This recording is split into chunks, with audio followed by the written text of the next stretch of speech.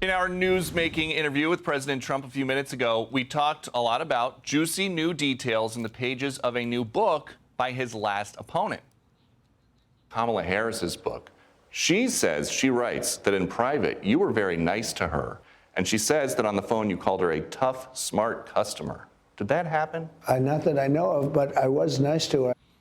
And that last soundbite is where we start with our panel. Comfortably Smug, one quarter of the variety program, the Ruthless Podcast, and Meghan Hays, the former Biden official whose duties used to include trying very hard to keep me away from Joe Biden, and she did a pretty good job. Sometimes. Thank you guys for being our first panelists. Thanks for having me. Yeah. So, Meghan, in the book, in this Kamala Harris book, she says, before the debate in Philly against Trump, my brother called, Joe Biden called her and said, my brother called. He's been talking to a group of real power brokers in Philly. He offered several names and asked if Harris knew them. She did not. Harris writes, then he got to his point. His brother had told him that those guys were not going to support me because I'd been saying bad things about him. He wasn't inclined to believe it, they claimed, but he thought I should know in case my team had been encouraging me to put daylight between the two of us.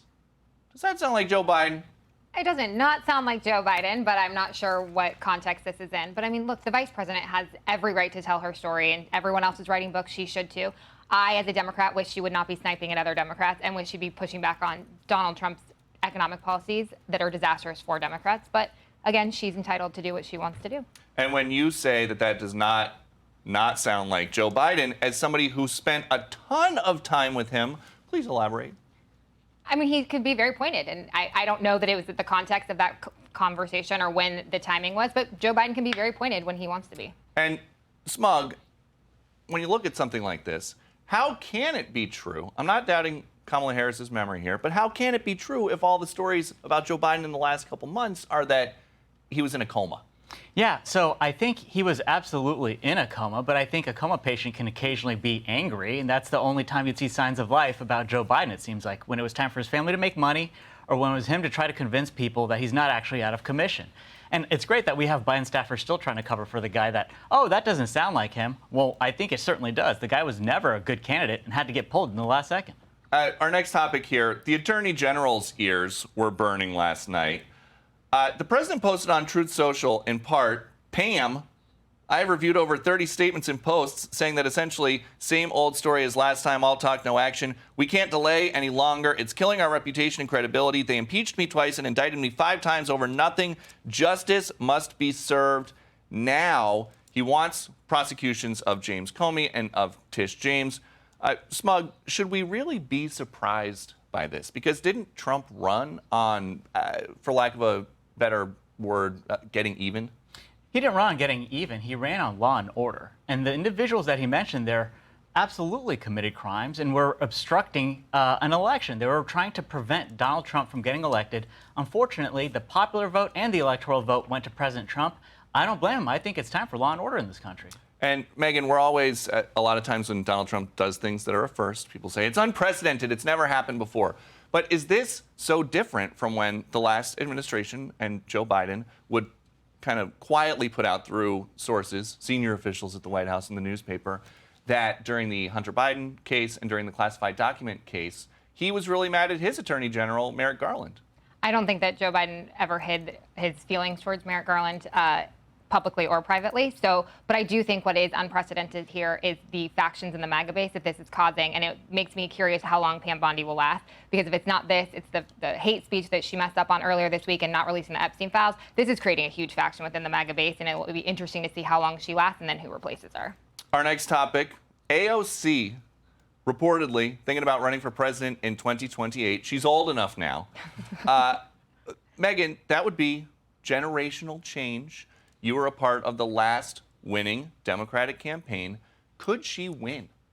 You know, I don't know if she could win. I think she has the way she campaigns and the way she can connect with the base is very attractive. But the problem is that the states she needs to win are very moderate. And those states I don't know that she appeals to, just like, you know, she appeals to people in New York City. I don't know that she appeals to people in Wisconsin or Pennsylvania or Michigan, and I think that will be interesting. But I do think that we do need younger generation in the Democratic Party, and I am glad that we are talking about having younger people run. What about in the primaries? Do you think the other guys, it's mostly men, mostly guys, Gavin Newsom, J.B. Pritzker, Wes Moore, how would she rank for you with those guys?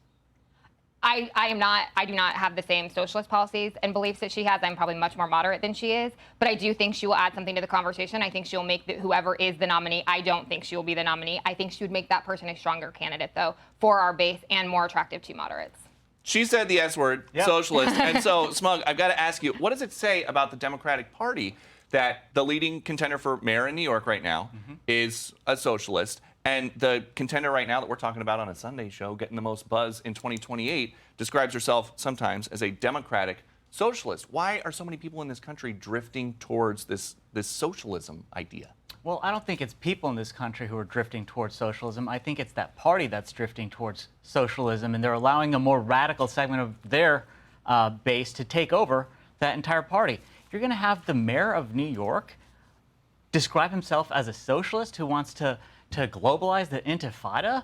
That doesn't represent nearly half this country, and it's a despicable thing that half this country is trying to be represented by a party that agrees with these tenets. It's a horrific situation. But why is it happening so rapidly? Because it doesn't seem like when you go out in the world, there are more socialists at the deli waiting for lunch. Is it a social media socialism? No, it's an absence of leadership in that party. They had an asleep-at-the-wheel president, Joe Biden, who had no control over what was happening in the White House, let alone in his party. And you have no leadership happening on that side of that party right now. You have radical extremist segments which are committing violence, and all of them are too afraid to condemn it. Our big story today, as soon as this show concludes, is Charlie Kirk's memorial out in Arizona. They're going to be doing voter registration drives. They're going to be requesting donations. It is a sad event. It is also a political event. Charlie Kirk's admirers over the last couple of days have been talking about how they think much of the line of succession that is there today would not be serving a President Donald Trump if it was not for Charlie Kirk. Do you agree with that?